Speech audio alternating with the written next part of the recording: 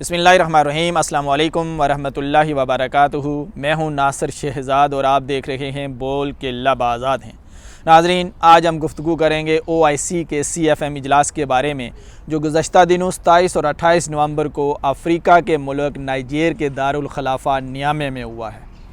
OIC organisation of Islamic cooperation پوری دنیا میں مسلمان ممالک کا ایک اتحاد ہے اور اسی اتحاد کی جانب تمام مسلمانوں کی نظریں جمی ہوئی ہیں۔ یہ مسلمانوں کی ایک امید ہے، یہ مسلمانوں کی ایک آواز ہے، یہ مسلمانوں کا ایک گرب ہے، اور اس کے بنانے کا بنیادی مقصد بھی یہی تھا کہ یہ جہاں کہیں بھی مسلمانوں کو درپیش چیلنجز ہوں گے ان کا مقابلہ کرے گا، آنے والے جدید دور کے لیے مسلمانوں کو تیار کرے گا، جہاں کہیں بھی مسلمانوں کے اوپر ظلم و ستم ہو رہا ہے اس کے لیے آواز بلند کرے گا۔ وہ ظلم و ستم خواہ روہنگیا کے مسلمانوں پر ہو، فلسطین کے مسلمانوں پر ہو یا کشمیر کے مسلمانوں پر ہو۔ اور اگر ہم تاریخ پر نظر دوڑائیں تو فلسطین اور کشمیر پوری دنیا میں مسلمانوں کے وہ دو بڑے مسئلے ہیں جو کافی عرصہ سے حل طلب ہیں، اور اسی ایک پلیٹ فارم سے تمام مسلمانوں کو امید ہے کہ یہاں سے ان کے لیے کوئی آواز بلند کی جائے گی۔ اور اگر ہم اس OIC کے ماٹو کو دیکھیں تو اس کا مطلب بھی یہی ہے، this is a united voice for the Muslim world, کہ یہ ایک کولیکٹیو وائس ہے، ایک یونائٹڈ وائس ہے جو مسلمانوں کے ساتھ ہونے والے ظلم و ستم کا نوٹس لے گی۔ ابھی پچھلے دنوں ہی جو یہ اجلاس وزرائے خارجہ کا اجلاس ہوا ہے، CFM اجلاس ہوا ہے، کونسل آف فارن منسٹر کا جو اجلاس ہوا ہے، اجلاس میں پاکستان کی طرف سے شاہ محمود قریشی بھی شریک تھے۔ اجلاس کے اختتام پر ہم نے سوشل میڈیا اور دیگر میڈیا پر بھی شاہ محمود قریشی صاحب کے بیانات سنے ہیں۔ ترکی کے وزیر خارجہ کا بیان بھی سامنے آیا، سعودی عرب کے وزیر خارجہ کا بھی بیان سامنے آیا ہے کہ ان تمام لوگوں نے کشمیر کے حوالے سے اس اجلاس کے اندر گفتگو کی ہے۔ لیکن ناظرین، ہم جو بات آپ کو بتانے چلے ہیں، جس نقطے کی طرف ہم آپ کی توجہ دلانا چاہتے ہیں اور جو بات ہم لے کر آپ کی خدمت میں حاضر ہوئے ہیں، ہماری یہ ویڈیو آخر تک دیکھنا اور کمنٹ کے ذریعے بتانا کہ آیا جس نقطے کی طرف ہم آپ کی توجہ دلا رہے ہیں وہ صحیح ہے یا غلط ہے۔ ہماری تشویش اس بات پر ہے، ہمیں خوشی ہے کہ آپ نے اس کے اندر بات کی ہے کشمیر کے حوالے سے۔ ظاہر ہے جب بنانے کا مقصد ہی یہی تھا کہ کہیں بھی مسلمانوں پر ظلم و ستم ہوگا تو آپ آواز بلند کریں گے، تو یہ مین اجلاس تھا، اس میں تو آپ نے گفتگو کرنی ہی کرنی تھی۔ لیکن تشویش اس بات کی ہے کہ جس وقت اس کا ایجنڈا ترتیب دیا جا رہا تھا اس وقت کشمیر کا نام ایجنڈے میں شامل نہیں تھا۔ روہنگیا کا ذکر تھا، فلسطین کا ذکر تھا، کرونا کے حوالے سے آپ نے کیا کیا، آئندہ آپ کیا کریں گے، یہ سارے تذکرے ایجنڈے کے اندر موجود تھے، لیکن کشمیر کا تذکرہ کہیں بھی موجود نہیں تھا۔ اور اسی وجہ سے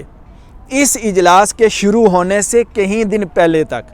انڈیا کے سوشل میڈیا اور الیکٹرانک میڈیا اور پرنٹ میڈیا پر اس کے لیے جشن بھی منائے جاتے رہے کہ اب OIC کا اجلاس ہونے جا رہا ہے، مسلمانوں کے اتحاد کا اجلاس ہونے جا رہا ہے، لیکن اس میں تو کشمیر کا ذکر بھی نہیں ہے، ایجنڈے میں کشمیر شامل ہی نہیں ہے،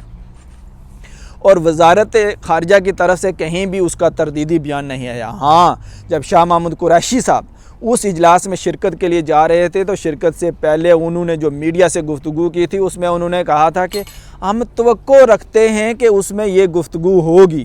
کشمیر کو بھی اس میں شامل کیا جائے گا۔ اب جب ایک مین پاور اور ایک مین ادارہ اور ایک مین پلیٹ فارم ہے وہاں بھی ہم توقع رکھیں گے۔ صرف یہی نہیں ناظرین، اگر ہم ماضی کی طرف بھی نظر دوڑائیں، جو پچھلا اجلاس ہوا تھا، جو 46واں اجلاس تھا OIC کا، OIC کے وزرائے خارجہ کا، یہ 47واں اجلاس تھا، اس میں بھی جو مہمان خصوصی تھی وہ ششما سوراج تھی جو انڈیا کی وزیر خارجہ تھی، اور اس وقت بھی پاکستان کی طرف سے پورا زور لگایا گیا تھا کہ وہ اس اجلاس میں نہ آئیں۔ پاکستان نے اپنی طرف سے ناراضگی کا اظہار بھی کیا تھا، خفا بھی ہوا تھا، اور پاکستان نے پوری کوشش کی تھی کہ انڈیا کی وزیر خارجہ اس اجلاس میں شرکت نہ کرے، لیکن اتنا سب کچھ کرنے کے بعد بھی پاکستان اسے روکنے میں ناکام ہوا تھا۔ اور اب اس دفعہ پھر ایک اور ناکامی سامنے یہ آئی ہے کہ کشمیر کو ایجنڈے میں ہی شامل نہیں کیا گیا، حالانکہ OIC کے اجلاس میں پاکستان کی اس حد تک کامیابی ہونی چاہیے کہ کشمیر کے مسئلے کو فہرست اول ہونا چاہیے، بھارت کے ظلم و ستم کا نوٹس لینا چاہیے، ظلم کی جو یہ اندھیری رات ہے اس کو اب زیادہ طویل نہیں ہونا چاہیے۔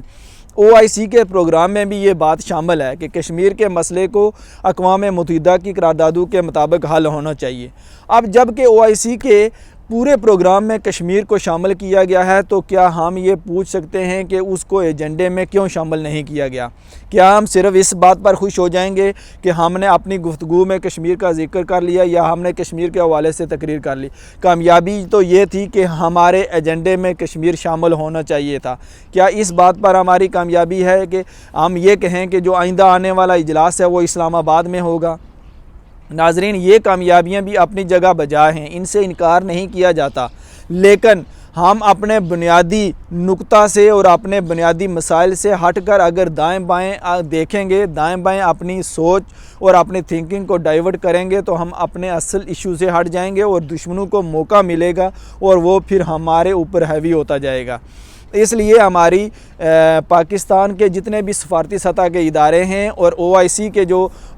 ذمہ داران ہیں، جو ممالک ہیں، ان سے ہم گزارش یہ کرتے ہیں کہ جب بھی آپ کا اجلاس ہو کشمیر کو سر فہرست رکھا جائے، اور ہم کشمیریوں سے بھی یہ کہتے ہیں کہ وہ جہاں کہیں بھی موجود ہیں وہ OIC کے اس